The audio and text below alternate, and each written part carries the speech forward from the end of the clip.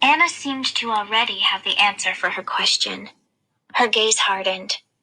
I told my parents the real people in chains are those who break our laws. They must know they're going to be caught sooner or later.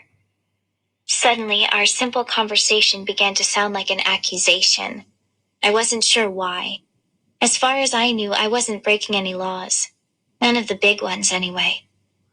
A door opened down the hallway, and I turned to see who was coming.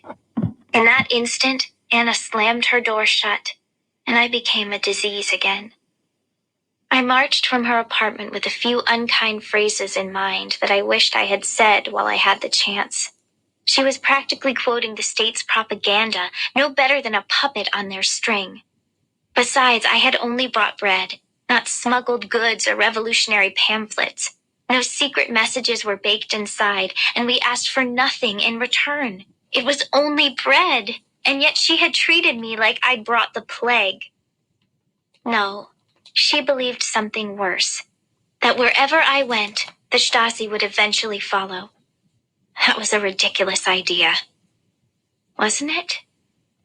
I decided to take a shortcut home, which sent me down a narrow alley that I usually avoided because of the leftover rubble from the bombings at the end of the last war.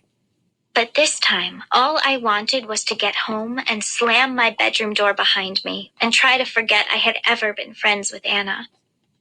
Except where I should have turned back onto the main road, I looked farther down the alley and saw it led to the back of some other older buildings. I'd never been on this abandoned street before, yet it still felt familiar. Walking faster to keep pace with my racing heartbeat, I took in the details of one particular building. It was old and square and made of brick and looked like it would crumble if hit by a strong enough wind. 2 long windows ran up the back, and a chimney going up the side was made of a darker colored brick. The 3 square windows at ground level were boarded up, and once I left the alley, it was easy to see why. The building now served as part of the Berlin Wall. Tall cinder block rows butted up directly against the old building, and the barbed wire emerged from the wall all the way up and over the top of the building. I could only assume the front of the building was inside the death strip, and that it was sealed up too.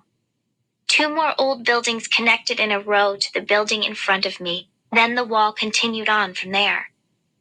The ground where I now stood looked like a small patch of forgotten farmland. It was infested with weeds, some that were almost as tall as me. Halfway to the road, a deep irrigation ditch supplied a small pond. Far to the left and behind the wall was a watchtower, which I knew from all my previous observations was always staffed with Grenzers, who constantly looked out for anyone getting too near the wall. But they'd need binoculars to see me well, and there didn't appear to be a border zone here, or at least nothing was marked to keep us away from the wall, and the tire tracks from the Grenzer patrols didn't look too recent. My eyes flicked back to the building in front of me as my heart pounded with possibilities. This was the place my father had wanted me to find, and something was buried inside it. I didn't know what, but the first chance I got to return with Mama's shovel, I intended to find out. Chapter 14. Who wagers nothing, he wins nothing. German proverb. My opportunity came the following morning. It was Sunday, and Mama had plans to go to church. She never invited us along, not because she didn't want us there, but because she knew the state frowned on religion. They wouldn't punish her for being in church, not directly anyway, but she thought it might somehow affect Fritz and me, another stain in our files. Fritz said he had plans to meet up with some friends, which I think included a girl named Claudia.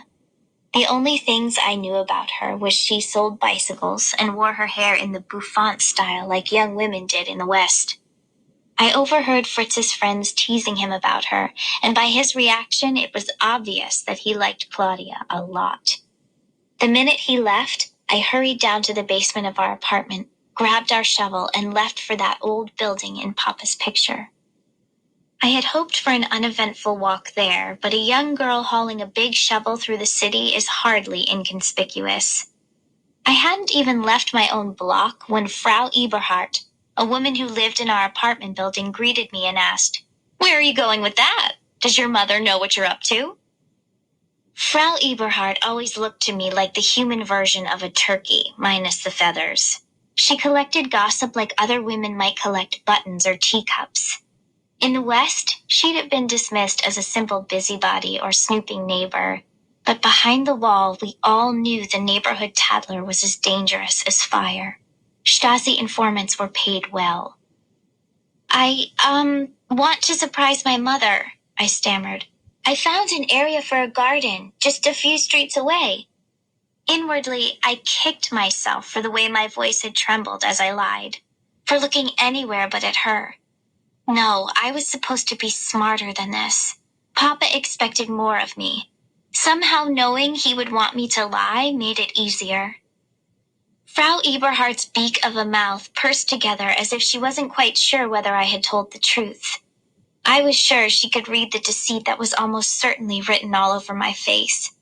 But this wouldn't be my last lie. Mama often warned me that the Stasi had blanketed the country with informants. It might be a bus driver or a coworker or even a family member. And it wouldn't have surprised me in the least if the woman I was facing ran off to the Stasi to tattle on me, if she guessed the real reason for my shovel. Finally, she smiled.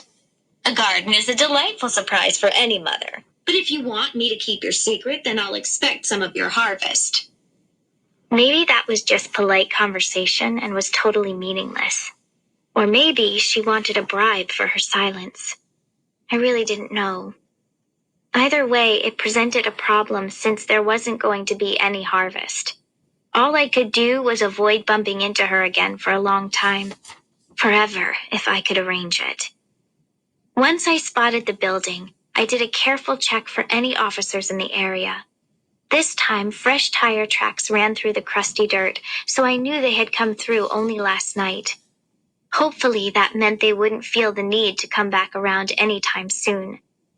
I got as close to the Berlin Wall as I dared, but not because I was challenging the Grenzers. Just the opposite, in fact. I knew if any eyes looked down on this area, then the closer I stood to the wall, the better chance I would have of slipping past them unnoticed. For my own safety, I would use their barricade against them. My heart was locked in my throat as I crossed to the building, but nothing suggested that anyone had seen me. No sirens or barking dogs or soldiers shouting orders. After a tense moment, I finally allowed myself to breathe again. Like all the others around it, this building looked like an old shop that had been abandoned for longer than I'd been alive, and there was no reason for anyone to come to this out-of-the-way street. I crouched beside each of the ground-level windows and pressed at the boards, hoping for one that seemed loose. The first two windows were still boarded up tight, but the third seemed to have some give.